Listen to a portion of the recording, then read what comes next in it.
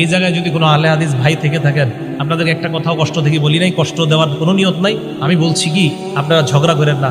মাযহাবী ভাই যারা আছি, লামাযহাবী যারা, কেউ কারোর সাথে ঝগড়া করেন না। দেখেন এই মুস্তাহাব জিনিসগুলা নিয়ে আমাদের মাঝে ঝগড়া হইতেছে। হাত এইভাবে উঠানো, এতটুকু উঠানো, এতটুকু উঠানো, এক এক ইমামের নিকট মুস্তাহাব, কোনো ওয়াজিব বিষয় না। হাত এইভাবে বাঁধা, এইভাবে বাঁধা, এইভাবে বাঁধা, এক এক ইমামের নিকট মুস্তাহাব। এখন বলতে পারেন হুজুর আপনি কি করেন? আমি এটা করি কানের পর্যন্ত। কেন? ইমাম আবু হানিফা রহমতুল্লাহ আলাইহির মাযহাব আমি মানি, হানাফি সংকলন মানি। আমি হানাফি সংকলন মানি। ইমাম বুখারী শরীফের হাদিসগুলা কি আবিষ্কার করছে না সংকলন করছে? তাহলে ইমাম বুখারীর সংকলন, চলে আসা জিনিস সংকলন।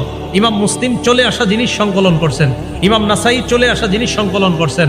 হানাফি মাযহাব ইমাম আবু হানিফা 40 জনের একটা ফিকহি বোর্ড দিয়ে চলে আসা কোরআন সুন্নাহকে একটা সংকলন করে রূপদান করছেন। তাহলে কোরআন সুন্নাহর সংকলন এটা নতুন কোনো ধর্ম না, চলে আসা জিনিসকে লিপিবদ্ধ করা। বুখারী শরীফ নতুন কোনো ধর্ম না, চলে আসা জিনিস লিপিবদ্ধ করা।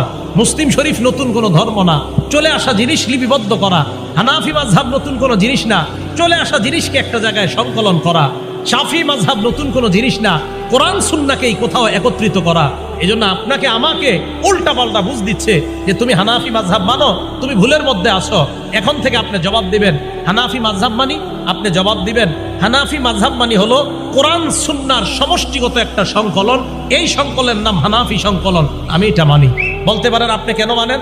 দেখেন হাদিসে আছে, নবীজি সাল্লাল্লাহু আলাইহি সাল্লামের এক হাদিসে আছে এই এতটুকু হাত উঠানো। কটা হলো? একটা। তাহলে বুক বরাবর হাত উঠানো। 2 কাঁধ বরাবর হাত উঠানো। 3 কান বরাবর হাত উঠানো। এখন আপনি আমারে বলতে পারেন আপনি হানাফি সংকলন কেন মানেন? আমি মানি এই কারণে, 1 নাম্বার বুক বরাবর, 2 নাম্বার কাঁধ বরাবর, 3 কান বরাবর। তাহলে নবীজি কয়টা কথা বলছে? 3টা। এখন আমি দেখলাম সর্বশেষ সীমানা হলো কান। এখন এই কান পর্যন্ত আনলে দেখেন তো বুকের উপর হাত উঠে কিনা, কাঁধের উপর উঠে কিনা।